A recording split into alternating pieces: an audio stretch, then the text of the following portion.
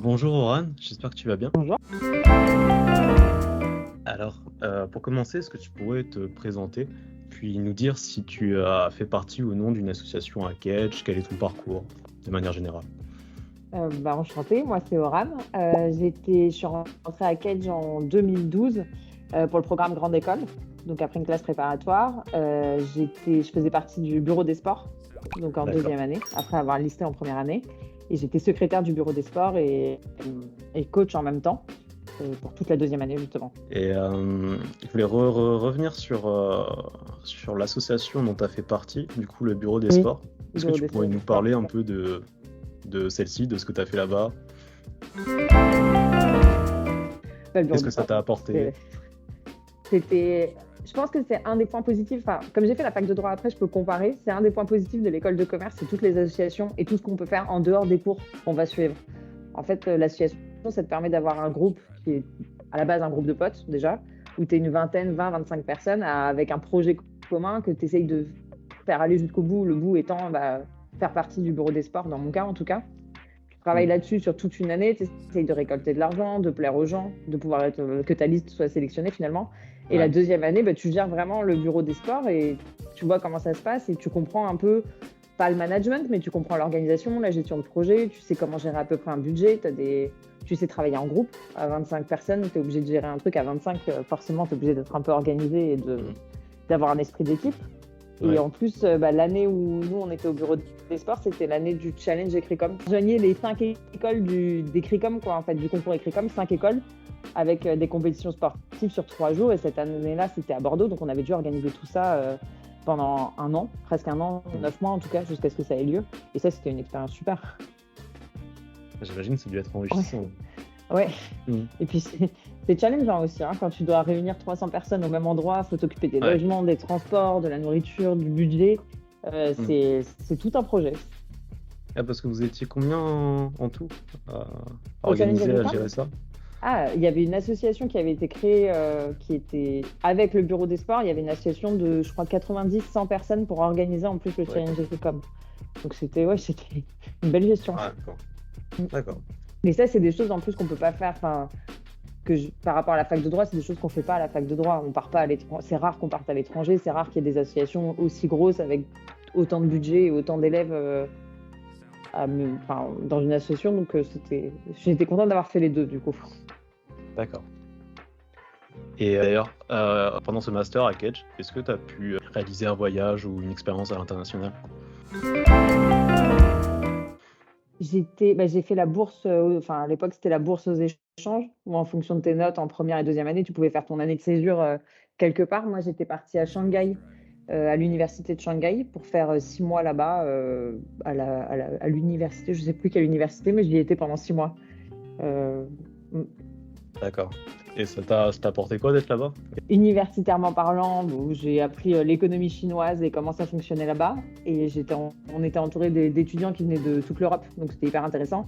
Et après, en plus, culturellement parlant, c'était plutôt sympa. J'en ai profité pour faire 2 mois de road trip en Asie avant l'échange et encore 15 jours après l'échange. Donc c'était pas mal. Et là-bas, j'ai travaillé aussi, j'étais serveuse en Chine pendant 4 mois pour justement payer le loyer là-bas. Et c'était aussi toute une expérience. Ouais, parce que j'imagine que ça devait être cher quand même. Les loyers étaient finalement à peu près ce qu'on payait à Bordeaux. Enfin, c'était 500-600 euros la Ah, chambre d'accord. au mois. Et puis après, tu as aussi la nourriture à payer, Ouais. les sorties, les voyages que tu as envie de faire quand tu vas aller à Pékin ou ailleurs en Chine. Donc oui, c'était pas mal de travailler aussi. C'est une expérience à part entière. J'imagine. Ah ouais, c'est une sacrée expérience, surtout que c'est Ouais. pas à côté. Non, Mm. non, mais c'était bien de pouvoir faire ça. Je sais qu'ils ont plein d'échanges au Mexique, en Chine. Enfin, je trouvais ça cool d'aller plus loin que juste l'Europe pour aller voir vraiment quelque chose de différent pendant 6 mois. D'accord. Bon, bah, on va rentrer dans le cœur de ton métier. Est-ce que tu pourrais nous présenter, nous présenter ton métier actuel, nous dire dans quel domaine tu es spécialisé et, euh, Ok. et en quoi consiste-t-il, quoi, de manière générale, on va dire. Donc moi aujourd'hui je suis avocate en droit des affaires et en droit des sociétés à Paris. Donc j'aide les entrepreneurs, les chefs d'entreprise, les associés de sociétés à gérer leur société, de leur constitution à leur dissolution, en passant par toutes les étapes de la vie d'une société. Et aussi en contentieux, donc au tribunal, quand les associés s'entendent moins bien entre eux et se poursuivent mutuellement au niveau judiciaire. Dans ce cas-là, je les représente devant le tribunal. J'ai travaillé pendant 4 ans dans une première société, un premier cabinet d'avocats, EY Société d'avocats. Et là, je faisais des fusions-acquisitions.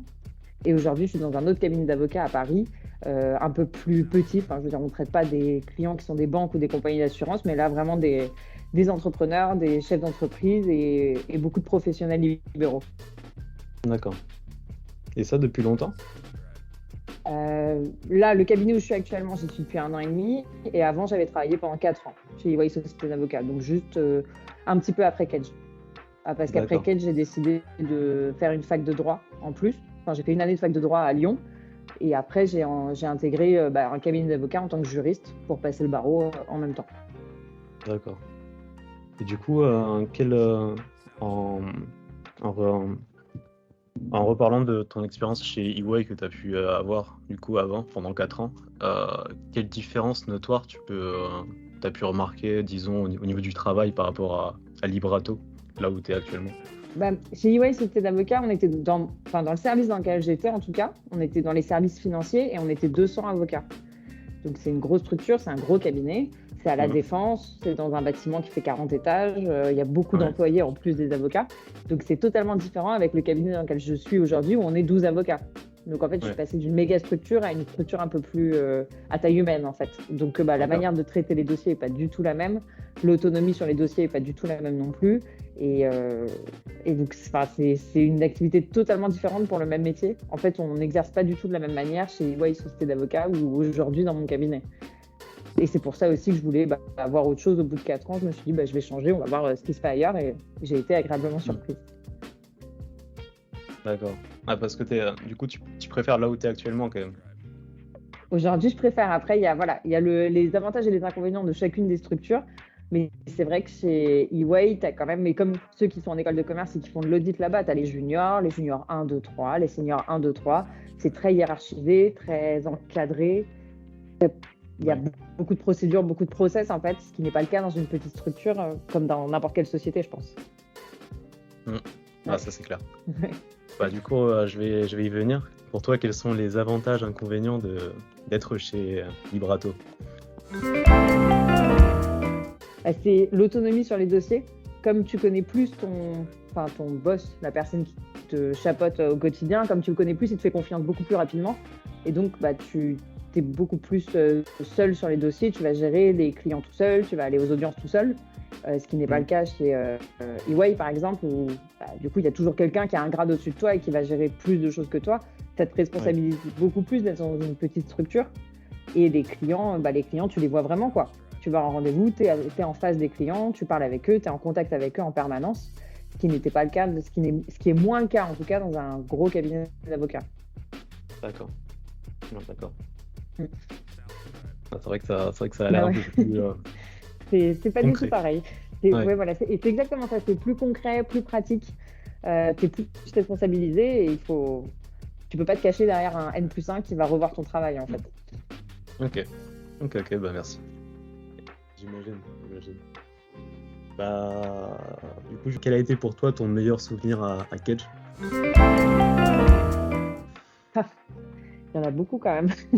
Dans 2 ans, il y avait le challenge Écricom, c'est sûr, et il y avait la période de première année quand on a fait les listes, quand on a commencé à créer le bureau des sports qu'on voulait et qu'on a organisé les événements, organisé les séances de sport, convaincre les autres étudiants qu'on était la meilleure liste par rapport à l'autre. Et ça, c'était une période que j'ai bien appréciée. Et il y a eu l'échange aussi, mais c'est moins dans l'école, l'échange universitaire en Chine. Ouais. Pour terminer, est-ce que tu aurais un conseil aux étudiants de Kedge? Un conseil. Juste, l'école, c'est bien, il faut en profiter. Et après, on peut faire à peu près tout ce qu'on veut après une école de commerce. J'ai vu nos potes de promo, il y en a qui font du marketing, d'autres qui font de l'audit, d'autres qui ont au contraire créé des boîtes qui fonctionnent très bien. Et il y en a aussi qui ont commencé par faire de l'audit, puis qui ont fini par créer une boîte. Des exemples, vous en avez interrogé, des étudiants, mais il y en a plein qui ont commencé quelque part et qui ont fini totalement ailleurs. Et donc, peu importe ce qu'on choisit après l'école, on peut aller où on veut. Donc, l'école ne nous conditionne pas du tout. D'accord.